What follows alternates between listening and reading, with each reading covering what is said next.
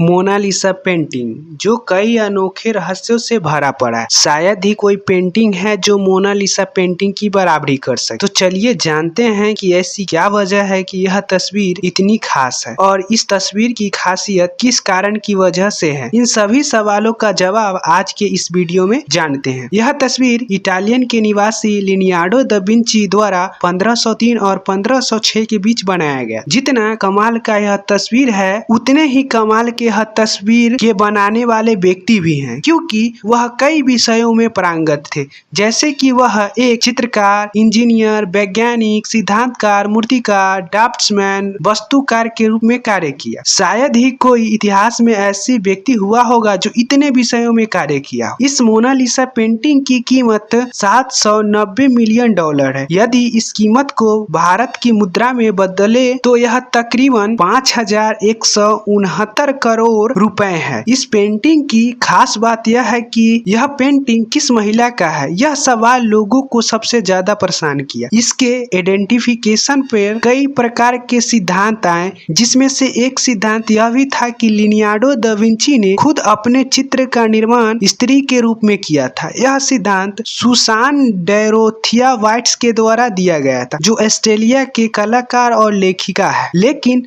वर्तमान प्रूफ के अनुसार यह पेंटिंग लिसा डिल जिकियाडो नी घिरदानी की एक इतालवी उच्च कुल की महिला थी और फ्लोरेस और टस्कनी के घिरदानी परिवार की सदस्य थी। फ्लोरेस इटली के टस्कनी क्षेत्र की राजधानी है। टस्कना मध्य इटली का एक क्षेत्र है। फ्लोरेस की घिरदानी उच्च कुल की तथा इटली की सबसे प्रमुख ऐतिहासिक इतालवी परिवार में से एक थी। कॉमिडिस के माध्यम से यह परिवार रोमन वंश का था। यह परिवार 9वीं और 14वीं शताब्दी के बीच उन्होंने टस्कनी में एक महत्वपूर्ण भूमिका निभाई थी। मोनालिसा चित्र उनके पति फ्रांसेस्को डी वोल्टिमिन डिल जिक्वाडो द्वारा बनाया गया था। लियोनार्डो ने कभी यह पेंटिंग जिक्वाडो परिवार को नहीं दिया था और ऐसा भी माना जाता है कि बाद में उन्होंने इसे अपनी विसियत में अपने पसंदीदा छात्र सलाओ के पास छोड़ दिया। सलाओ, जिसे जियान जिकामो कैप्रोटी द